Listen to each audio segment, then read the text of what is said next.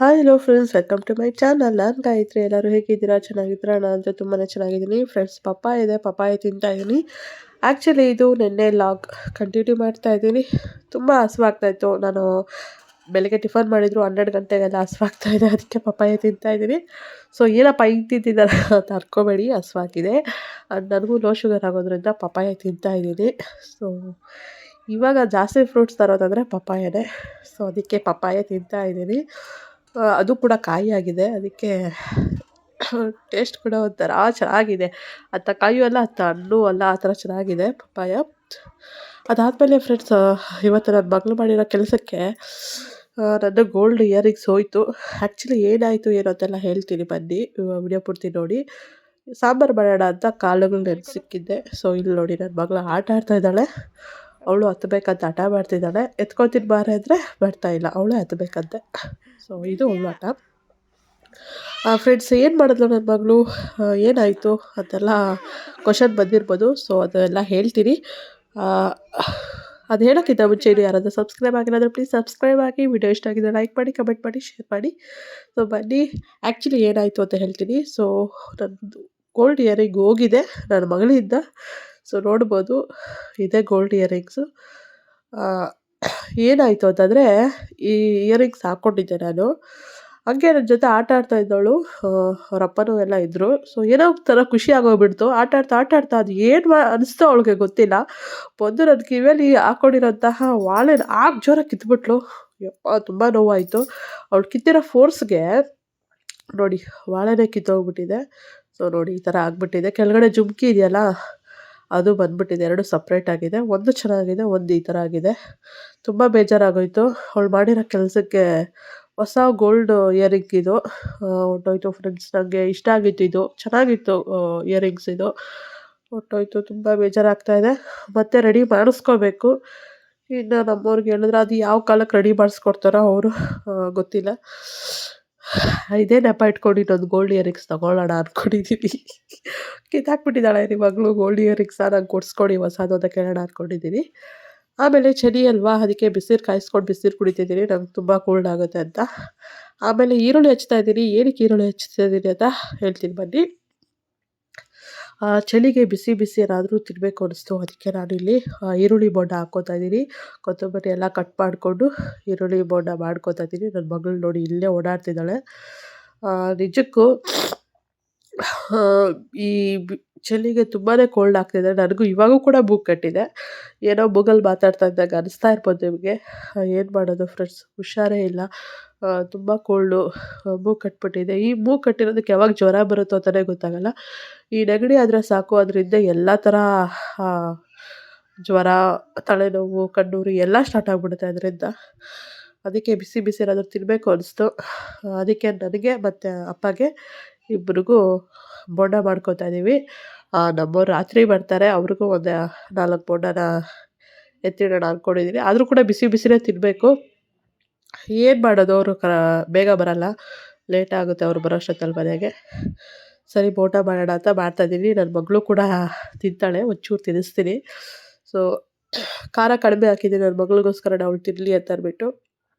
ಎಣ್ಣೆ ಕಾದಿದೆಯಾ ಇಲ್ವಾ ಅಂತ ನೋಡ್ತಾ ಇದ್ದೀನಿ. ಒಂಚೂರು ಹಿಟ್ಟು ಹಾಕಿದೆ, ಅದು ಮೇಲ್ಗಡೆ ತೇಲ್ತಾ ಇದೆ ನೋಡಿ. ಈ ಥರ ತೇಲ್ತಾ ಇದ್ದರೆ ಎಣ್ಣೆ ಚೆನ್ನಾಗಿ ಕಾದಿದೆ ಅಂತ ಆಯಿತು. ಸೊ ಇವಾಗ ನಾನು ಒಂದೊಂದೇ ಬೋಂಡನ ಮಾಡ್ಕೊಳ್ಳೋಕ್ಕೆ ಎಣ್ಣೆಲಿ ಬಿಡ್ತಾಯಿದ್ದೀನಿ.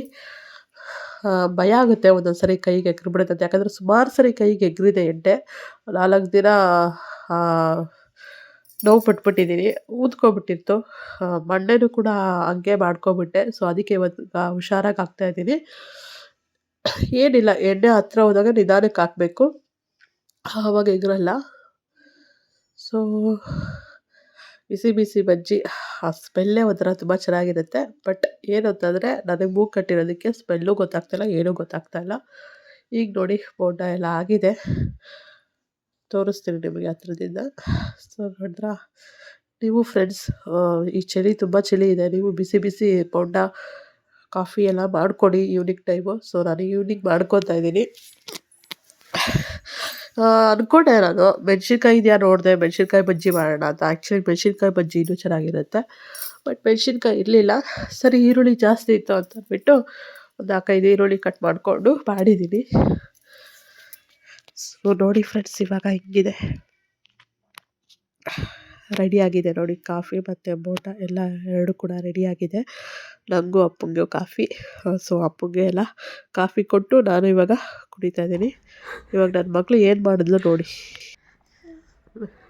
ಚೆನ್ನಾಗೈತಾ? ಚೆನ್ನಾಗೈತಾ? ಹ್ಞೂ, ತಿನ್ನು. ಬಿಸಿ ಚೆನ್ನಾಗೈತಾ? ತಿನ್ನು. ಓ ತಿನ್ನು. ಅದ್ರಲ್ಲ ರಾಮ ಹಾಕಿದ್ರೆ ಕಾಫಿ ಎಲ್ಲ ಹಾಕೋಳೆ. ನೋಡಿದ್ರಾ ಫ್ರೆಂಡ್ಸ್, ನನ್ನ ಮಗಳು ಏನು ಮಾಡಿದ್ದಾಳೆ ಅಂತ. ಕಾಫಿ ಕುಡಿತಾ ಇದ್ರೆ ಕಾಫಿ ಒಳಗಡೆ ಬಂದು ಹಾಕಿದ್ದಾಳೆ ಬೋಂಡ. ಅದನ್ನು ಸಾಸಲ್ಲಿ ಅದ್ಬಿಟ್ಟು, ಅಯ್ಯೋ ರಾಮ ಅನಿಸ್ಬಿಡ್ತು ನನಗೆ. ಹೆಂಗಪ್ಪ ತಿನ್ನೋದು ಇನ್ನು ಅಂತ ಅನಿಸ್ಬಿಡ್ತು. ಕಾಫಿ ಹೆಂಗೆ ಕುಡಿಯೋದು ಅಂತ ಅನಿಸ್ಬಿಡ್ತು. ನೋಡಿದ್ರ ನನ್ನ ಮಗಳು ಏನೇನು ಮಾಡ್ತಾಳೆ ಅಂತ. ಇವಳು ಮಾಡೋದಕ್ಕೆ ಒಂದಲ್ಲ ಎರಡಲ್ಲ. ಅಯ್ಯೋ ಮೊನ್ನೆ ಎಲ್ಲ ಜುಟ್ಟೆಲ್ಲ ಕಿತ್ತಾಕಿದ್ದಾಳೆ. ಏನು ಹಿಂಗೆ ಆಡ್ತಾಯಿದ್ದಾಳೆ ಅಂತ ಗೊತ್ತೇ ಆಗ್ತಾ ಇಲ್ಲ. ಆದಷ್ಟು ನಾನು ಅವಳಿಗೆ ಭಯ ಇಡಿಸಿ ಈ ಥರ ಎಲ್ಲ ಮಾಡೋದು ನಿಲ್ಲಿಸ್ತೀನಿ. ಆದರೂ ಕೇಳೋದೇ ಇಲ್ಲ. ಅವಳು ಕೋಪ ಬಂತು ಅಂದರೆ ಮುಗೀತು. ಹಂಗೆ ಹೊಡೆಯೋದು ಮಾಡೋದು ಎಲ್ಲ ಮಾಡ್ತಾಳೆ. ಇವಾಗ ಅವಳಿಗೆ ಎಣ್ಣೆ ಹಚ್ಚೋಣ ಅಂತ ಬಂದಿದ್ದೀನಿ. ಕೂದಲೆಲ್ಲ ತುಂಬ ಕೆದರ್ಕೊಬಿಟ್ಟಿದ್ಲು. ಸೊ ಅದಕ್ಕೆ ಎಣ್ಣೆ ಹಚ್ಚೋಣ ಅಂತ ಬಂದಿದ್ದೀನಿ.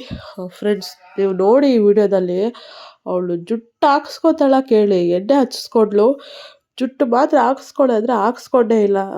ಬರೀ ಕಣ್ಣಿಗೆಲ್ಲ ಬರ್ತಾ ಇದೆ. ಯಾರೋ ಒಬ್ಬರು ಕಮೆಂಟು ಕೂಡ ಮಾಡಿದ್ರಿ, ಪಾಪುಗೆ ಜುಟ್ಟು ಕಟ್ಟಿ ಅಂತ. ಅವಳು ಹಾಕಿಸ್ಕೊಳ್ಳೋದೇ ಇಲ್ಲ. ಕೂದಲು ಬಿಟ್ಟಿದ್ರೆ ಸಾಕು ಹ್ಞೂ ಅಂತ ಆಡ್ತಾಳೆ. ಅವಳಿಗೆ ಎಣ್ಣೆ ಹಚ್ಚೋದೇ ಒಂದು ಸ್ವಲ್ಪ ದೊಡ್ಡ ಕೆಲಸ. ಯಾಕಂದರೆ ಇರು ಅಂತಂದರೆ ಇರಲ್ಲ, ಓಡಾಡ್ತಿರ್ತಾಳೆ. ಮೊದಲಾದರೂ ಹೇಳ್ದಂಗೆ ಕೇಳ್ತಾ ಇದ್ಲು. ಇವಾಗ ಅಸಲು ಹೇಳಿದ ಮಾತು ಕೇಳಲ್ಲ. ಒಂದೊಂದು ಏನೇನೆಲ್ಲ ಚೆನ್ನಾಗಿ ಗೊತ್ತಾಗುತ್ತಲ್ಲ, ಹೇಳಿದ ಮಾತೇ ಕೇಳಲ್ಲ ಅವಳು. ಜುಟ್ಟೊಂದು ಹಾಕ್ಸ್ಕೊಳ್ಳಲ್ಲ, ಅದೇ ಬೇಜಾರು ಫ್ರೆಂಡ್ಸ್. ಜುಟ್ಟು ಹಾಕ್ಸ್ಕೊಂಡ್ರೆ ಎಷ್ಟು ಚೆನ್ನಾಗಿ ಕಾಣ್ತಾಳೆ ಅಂದರೆ, ಒಂದು ಸರಿ ಜುಟ್ಟು ಹಾಕೋಣ ಅಂದರೆ ಹಾಕ್ಸ್ಕೊಳ್ಳೋದೇ ಇಲ್ಲ ಅಂತಾಳೆ. ಸೊ ಅದೇ ಬೇಜಾರಾಗ್ಬಿಟ್ಟಿದೆ. ಇವಾಗ ಹೇಳಿದ್ದೀನಿ ಅವಳಿಗೆ, ನೀನು ಜುಟ್ಟು ಹಾಕ್ಸ್ಕೊ, ಇಲ್ಲಾಂದರೆ ಕೂದಲು ಕಟ್ ಮಾಡಿಸ್ತೀನಿ ಅಂತ ಹೇಳಿದ್ದೀನಿ. ಆದರೂ ಕೂಡ ಅವಳು ಜುಟ್ಟು ಹಾಕ್ಸ್ಕೊಳ್ಳಲ್ಲ.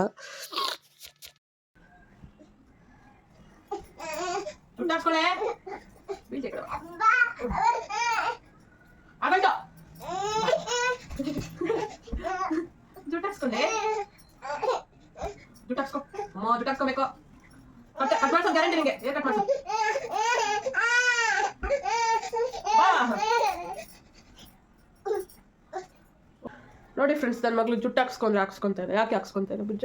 ಜುಟ್ಟು ಹಾಕ್ಸ್ಕೊಳೆ, ಜುಟ್ಟು ಹಾಕ್ಸ್ಕೊ, ಜುಟ್ಟು ಹಾಕ್ಸ್ಕೊ. ಹೊಡಿತಾಳೆ ಫ್ರೆಂಡ್ಸ್ ಜುಟ್ಟು ಹಾಕ್ಸ್ಕೊಂಡ್ರೆ.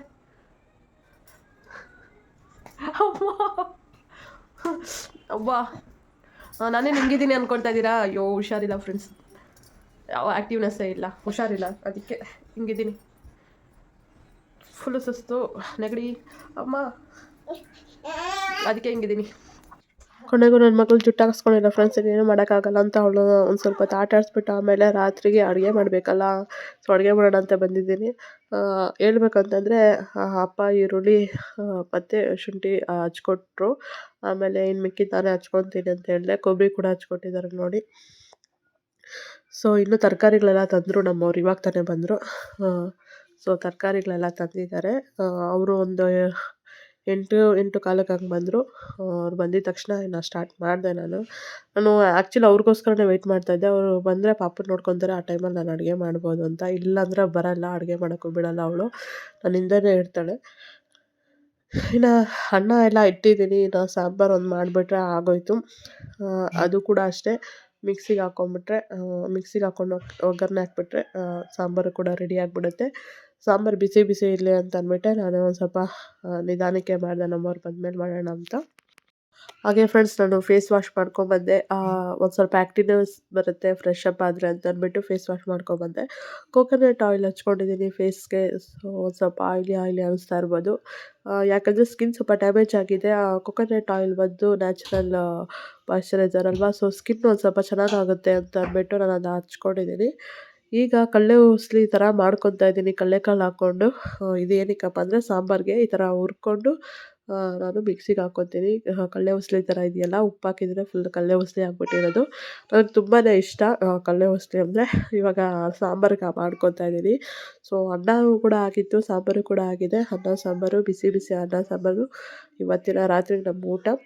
ಕಡಲೆಕಾಳು ಮಸಾಲ ಸಾಂಬಾರು ಅಂತ ಕರಿತೀವಿ ನಾವು ಇದನ್ನ. ತುಂಬ ಚೆನ್ನಾಗಿರುತ್ತೆ. ನಾವು ನಾನ್ ವೆಜ್ ತಿನ್ನಲ್ಲ. ಸೊ ವೆಜಿಟೇರಿಯನ್ ಆಗಿರೋದ್ರಿಂದ ಇದು ಸೇಮ್ ಹೆಂಗಿರುತ್ತೆ ಅಂದರೆ ಅದೇ ಥರ ಇರುತ್ತೆ ಮಸಾಲೆ ಎಲ್ಲ ಹಾಕೋದ್ರಿಂದ.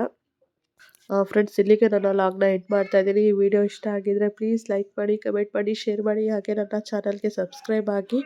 ಇನ್ನೂ ಯಾರಾದರೂ ಹೊಸಬ್ರು ನೋಡ್ತಾ ಇದ್ದರೆ ಸಬ್ಸ್ಕ್ರೈಬ್ ಆಗದೆ ಪ್ಲೀಸ್ ಫಸ್ಟ್ ಸಬ್ಸ್ಕ್ರೈಬ್ ಆಗಿ ಬೆಲ್ ಐಕಾನ್ನ ಕ್ಲಿಕ್ ಮಾಡಿದ್ರಿಂದ ನಾನು ಹಾಕೋ ವಿಡಿಯೋ ನೋಟಿಫಿಕೇಷನ್ ಬರುತ್ತೆ. ನನ್ನ ವಿಡಿಯೋ ಕೆಳಗಡೆನೇ ಸಬ್ಸ್ಕ್ರೈಬ್ ಅಂತ ಇರುತ್ತೆ. ಸೊ ಪ್ಲೀಸ್ ಸಬ್ಸ್ಕ್ರೈಬ್ ಆಗಿ. Thanks for watching. Bye everyone.